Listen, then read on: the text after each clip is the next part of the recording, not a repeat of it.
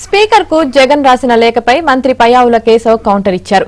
జగన్ ప్రతిపక్షానికి నాయకుడే కానీ ప్రతిపక్ష నేత హోదా లేదని తెలిపారు. జగన్ వైసీపీ ఫ్లోర్ లీడర్ మాత్రమేనని, ప్రతిపక్ష నేత కాదని స్పష్టం చేశారు. మొత్తం సభ్యుల్లో 10వ వంతు ఉంటేనే ప్రతిపక్ష హోదా వస్తుందని తెలిపారు. ఇసుక, మద్యం లెక్కల పుస్తకాలే కాదు, రూల్స్ బుక్స్ కూడా చూడాలని చెప్పారు. The customary tradition of administering the oath to the elected members. ఇదేదో సాంప్రదాయంగా ఓత్ చేస్తారని మీరు చెప్తున్నారు. ప్రమాణ స్వీకారం సారీ జగన్మోహన్ రెడ్డి గారు, మీరు ఎప్పుడు ఎక్సైజ్ బుక్స్ లేకపోతే ఇసుక అకౌంట్ బుక్స్ కాదు చూడాల్సింది.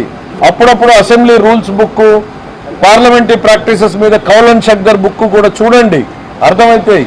ఇది సాంప్రదాయం కాదండి.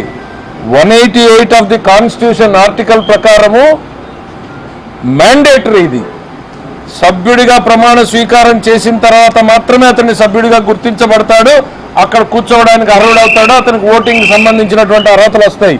ఇది సాంప్రదాయం కాదు.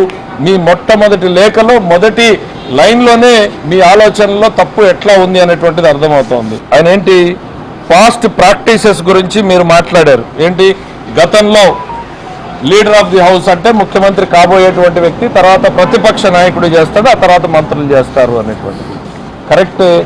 కానీ మీరు ప్రతిపక్ష నాయకుడు కాదే. ఇక్కడ ప్రతిపక్షంలో ఉన్నటువంటి పార్టీకి సంబంధించినటువంటి నాయకుడు మీరంతే. డిఫరెన్స్ ఉంది.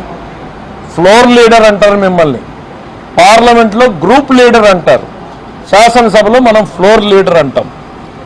మీరు ఆ గ్రూపుకి నాయకుడు మాత్రమే తప్ప ప్రతిపక్ష హోదా కలిగినటువంటి ప్రతిపక్ష నాయకుడు కాదు.